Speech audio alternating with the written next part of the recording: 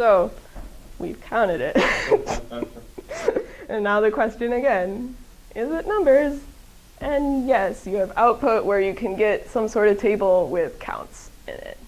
And you'd get something like this. This is output from, I believe, HT-seq count. So on the y-axis, you have all of the genes, and then on the top, you have each sample. So each sample would correspond to maybe a group, or like a group with a bunch of covariates in it. And you can ask a bunch of questions more in a statistical framework now, like, are the counts for the PA groups different from the SI groups, for example? And you could do that for each gene if you wanted. Or if there's a particular gene you're looking at, you could do that one. Which, yay. So, since we're talking about a statistical analysis now, there's a bunch of models you could use. We have count data, assuming we didn't like estimate them. But so with counts, two popular things are negative binomial. You could do Poisson. You can also use empirical Bayesian methods. Most of those, I think the two that I listed, they both do negative binomial models. Or you could also do a mixed model, which that could be really important to you if, like, say you had data over time and you think they're correlated. You might get a little more power by doing the mixed model. And the cool thing is, like, once you get to this step, there's a whole range of options you can choose. And, like, all of these are R packages, well, except for that one, which is in MATLAB. But they're R packages, so you can just, like, get it onto your console. And they're either on CRAN or also another repository, Bioconductor, which is similar, but a lot of those packages have to do with a bioinformatics or genetics type slant to them. But you can also get them onto your R session with, like, I think it's 2 lines. So among these, the most popular would be the negative binomial models. Mostly because of the nature of biological data, like, you'd have maybe some heterogeneity or, like, clustering or something. So over-dispersion might be something that you think about a lot. And because of that, like, negative binomial models might give you a little more flexibility in estimating that over-dispersion parameter. So I'm going to talk about the negative binomial models a little more. So the two most popular negative binomial ones are Edger and DE-seq2. Both of them are pretty similar. They both take count data, so if you're doing these, you wouldn't want to do the method that estimates the counts, or you wouldn't want something that, like, normalized them first in some way. And they are similar in functionality and performance. The only difference is how they estimate that dispersion parameter, and that gives them, like, Edger is a little more sensitive to outliers, and DE-seq2 is a little less powerful. But overall, they're fairly similar. Obviously, they'd have different syntax too, but both pretty simple syntax. So I have an example of, I want to show you what the R code for this would look like. I'm not going to run it. I took an example from a paper, but the point I want to take away is, like, I want to give you a feel for how the, like, syntax in R would go, and it's actually pretty simple once you get it to that, like, data, like, matrix. So there's not actually I'm not going to run it because there's not a real data set on this computer, and also I don't want to have you just look at code running for a while. But the general idea is the first thing you'd want to do is, this example's with Edger, but similarly you can get DE-seq2 off Bioconductor. And the 2 lines I was talking about, that is, you just do these two.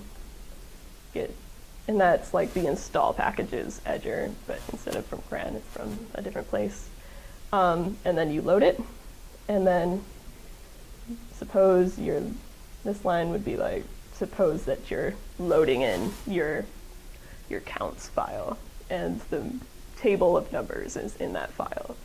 You're pulling it out. I think this example is like if you had done HT-seq first.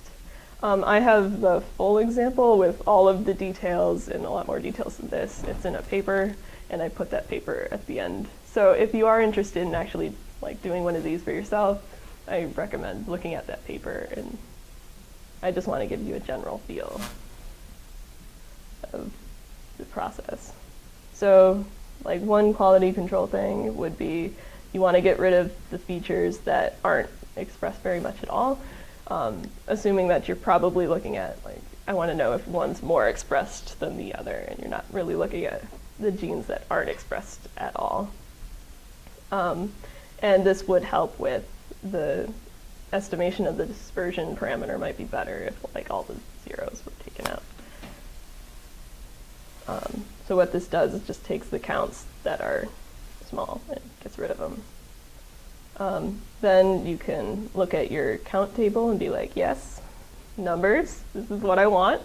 Or if it's not what you want, then you could figure that out now. So all you have to do is you put it into an object and then estimate the normalization factors. So this step is important because you don't want one to have higher counts because maybe that sample just had more RNA in it or something. You want to normalize them so that you can compare between the two samples. And then just with this function, and Edger will do it for you, which is easy. So in general, whoops. I will add that before I post it. So in order to do the differential expression, it's really only like these 4 steps, like a 4-line thing. And the first step is you specify your design matrix. And the syntax is pretty similar to something like GLM or LM, where like you say your response is a function of like group, and if you had more covariates, you could just do like plus covariate plus next covariate. You can also do an interaction with just like covariate colon covariate, which is nice because essentially we're making like a negative binomial regression model. So if you think of like logistic model would have the Bernoulli output, the 1, 0, this is like the same thing, but like negative binomial is the response, and you have a different link function than logit. And then you estimate the dispersion values and then just feed them both into fit this DLM, which is not bad at all. And then you can do a wide range of like comparisons by using like a contrast statement. You can also knock out like a parameter in the regression model and look at like how do covariates function in the model and things like that. So obviously if you don't type this, I'm going to show some examples of like what to do, because what this function is doing is just it's running a likelihood ratio test with the null hypothesis that you put here. So let's say we had 3 groups, and we just wanted to look what is the difference between what genes are differentially expressed between A and B. So you've already done your design matrix, and you just say, oops. You say, do the likelihood ratio test, contrast -1, 1, 0. So kind of like the SAS output or the R contrast statements that you're used to.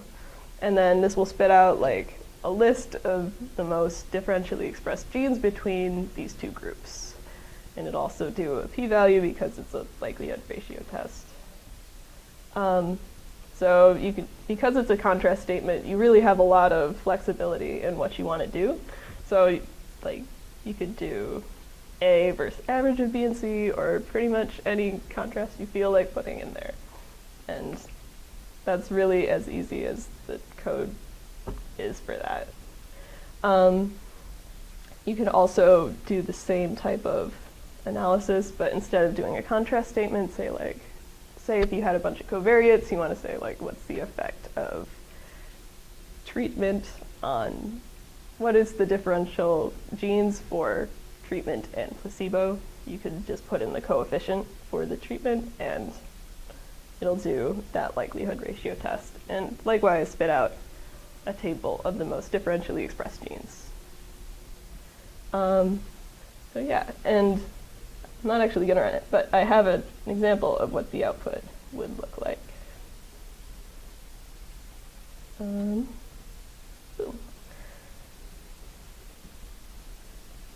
So if you did edger, for example, you'd get an output that looks like this.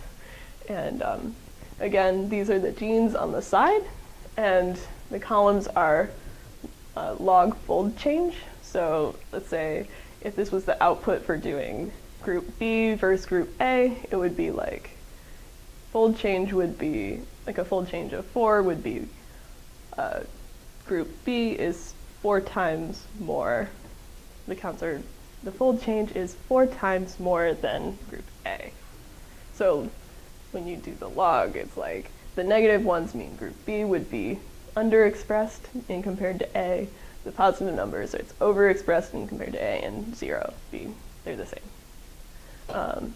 The next column is the counts per million, so it's a function. It's a value of like how many counts we're talking about, and then LR, the likelihood ratio statistic itself, because we did a likelihood ratio test, and then you get these crazy small p-values and FDR. So FDR is false discovery rate, and we'd have typically a lot more genes than this. So you could do like a Bonferroni and make it really, really small. And that's controlling for the family-wise error rate.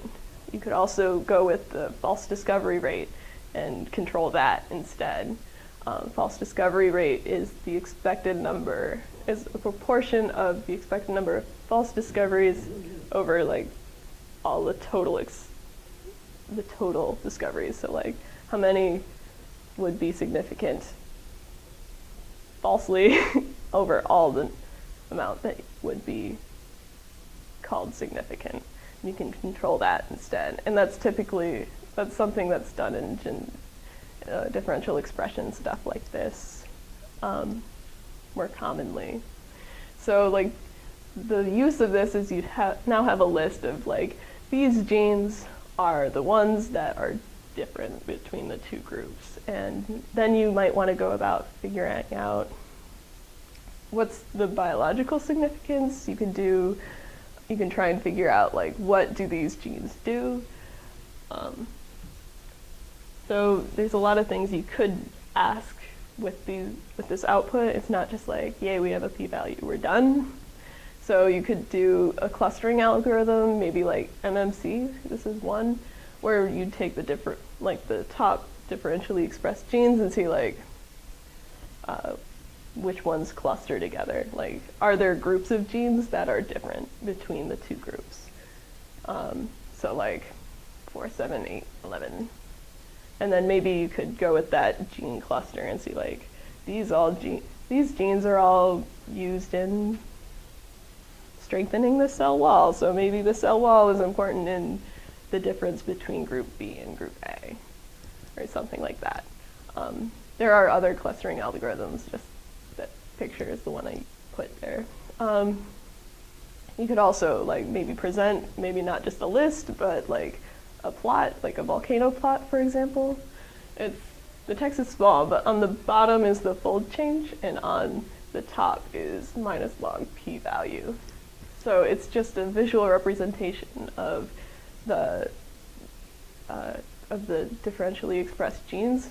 So the ones towards the top would be the most significant difference, but now it's split up in the ones on the right are the like the positive fold changes, and the ones on the bottom be the negative ones.